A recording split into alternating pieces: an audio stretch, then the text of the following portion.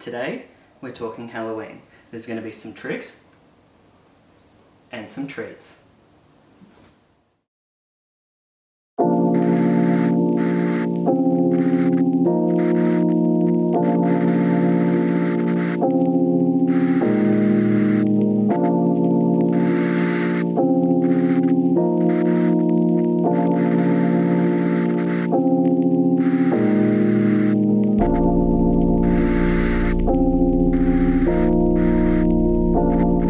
We will be making a few things today, but let's kick it off with some brains.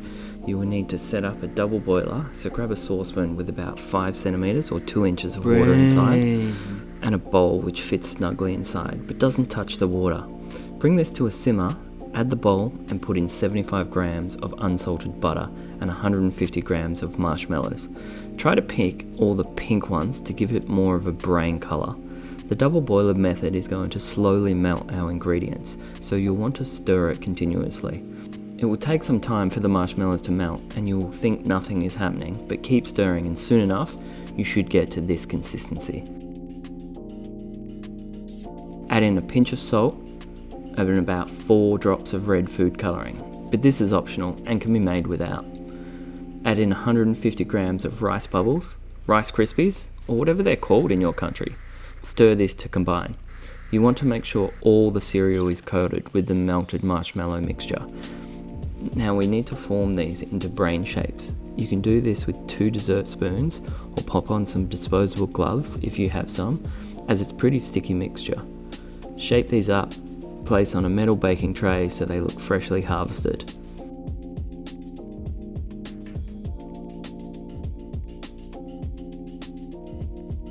Now use a butter knife and press down along the oval shape to give a better shape of these. Now grab some red food colouring gel and add in some blood streaks.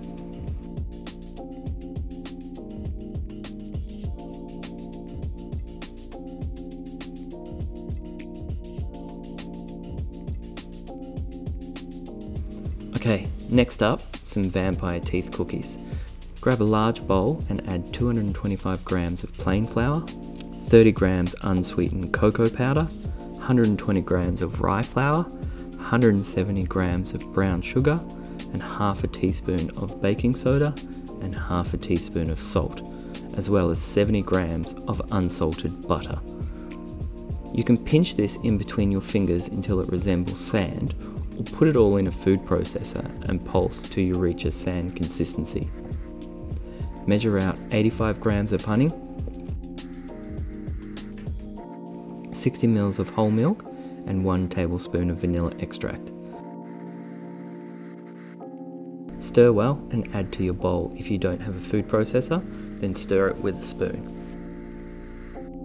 If you're using a food processor, drizzle this in with the machine running. Wrap this dough in plastic wrap and refrigerate until the dough is slightly firm. This should take about 30 minutes. In the meantime, we can make the frosting. Attach the paddle to your mixer and add in 250 grams of cream cheese, 100 grams of unsalted butter, and 1 tablespoon of icing or confectioner's sugar. Cream this mixture and then add in red food colouring until you get a nice pink colour. Dust your bench with some cocoa powder and roll out the cookie dough we made earlier. Roll this until it's about 3 millimeters or 1/8 of an inch.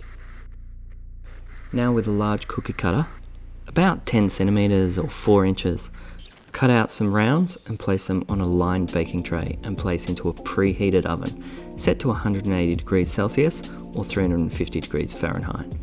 Bake these for 8 to 10 minutes and you may need to rotate the tray halfway through to get even cooking. When the cookies are finished and still hot, cut them in half with a sharp knife, then move to a cooling rack.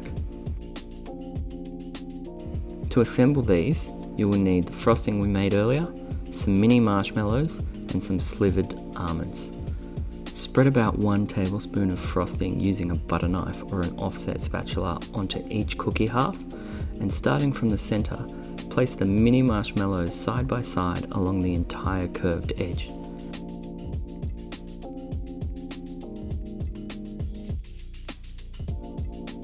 Place the top cookie on and finish with 2 slivered almonds on either side of the center 4 marshmallows. Now for an adult beverage to wash these sugary treats down. And let's get a bit tiki style here and do a little bit of a twist of a pina colada. Cut the top off a pineapple and save the leaves for a garnish. Slice the pineapple into rounds, then into quarters. Remove the core and place your pieces into a plastic Ziploc bag. Seal this up and pop it into the freezer. Once your pineapple is frozen, grab a blender and add about a quarter of the frozen pineapple pieces, 5 lychees from a can, and 100 milliliters of the syrup. Add in some ice and 100 milliliters of coconut milk. You'll also want a tablespoon of lemon juice. To kick this up a notch, add in 4 ounces or 120 ml of white rum. I'm using Havana Club here, but you can use your favourite. Any white rum is going to be good.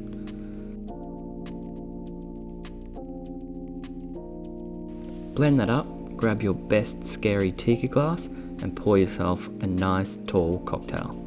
Garnish with a pineapple wedge, a cocktail umbrella of course, and to make it a bit more spooky, place a blueberry inside a lychee so it looks like an eyeball. Add in some clean pineapple leaves, and of course, a maraschino cherry on the side.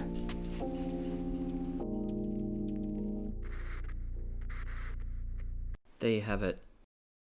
Some brains. Hey, ease up, Tiger. We're recording. Ah! While those two battle it out, you know what to do. Leave a comment below, hit the like button, subscribe if you want to see more of these, and I'll see you in the next one.